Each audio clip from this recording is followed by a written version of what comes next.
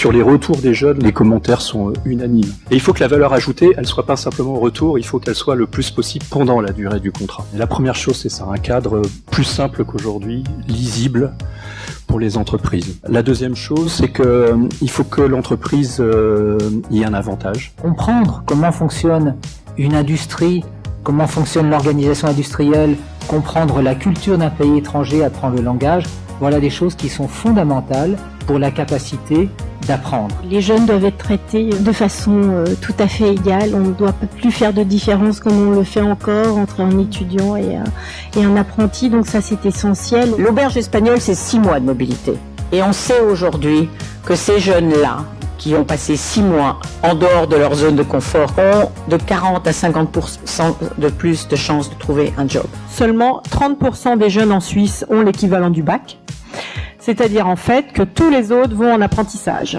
Et tous les parents sont très fiers d'envoyer leurs jeunes en apprentissage. Donc ça, c'est très très important, c'est l'image de l'apprentissage. Si on permet aux apprentis, comme aux étudiants, de bénéficier de bourses Erasmus, c'est aussi une façon de revaloriser l'image de l'apprentissage dans l'esprit des familles, dans l'esprit des jeunes. Et c'est aussi une façon de dire aux entreprises qu'elles doivent se réapproprier la formation professionnelle. Le deuxième gros pavé sur lequel nous allons devoir travailler aussi dans les mois à venir, c'est tout ce qui concerne la certification, pour que un jeune partant en international puisse valider les compétences acquises dans le pays, de manière que le jeune ne soit pas en difficulté pour pouvoir valider son diplôme en fin de parcours. Et nous devons nous remettre en question par rapport à ces reconnaissances de certification, ces diplômes, ces contrats, le statut légal des apprentis européens.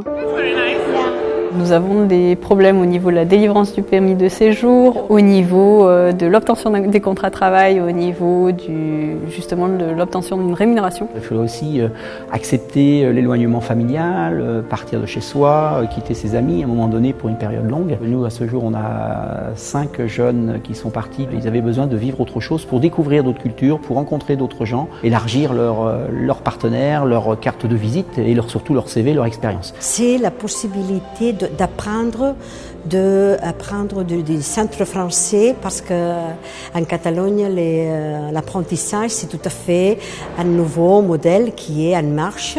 One of the best things is that we have had a good integration between the school life and the work life, and we've had great good feedback from the companies, employers and the workplace supervisors. Et on sent que l'on prépare un saut en avant. Nous avons obtenu quand même 2 choses fondamentales, 2 projets pilotes qui ont bien marché, l'intérêt croissant de divers pays, nous en sommes à une douzaine je crois, et surtout que la Commission est prise au sérieux et est donc insérée dans le programme Erasmus un budget et une ligne spéciale.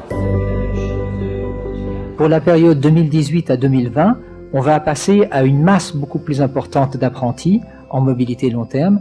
Il s'agira de 50 000 apprentis et nous avons pu mobiliser un budget qui est à hauteur de 400 millions d'euros. Et je me réjouis que la Commission ait repris dans son programme notre projet pilote. À partir de 2018, il y aura sur table un cadre unique d'apprentissage en Europe, d'apprentissage de qualité. On va mettre les apprentis au même niveau que les étudiants. On va réenchanter l'apprentissage.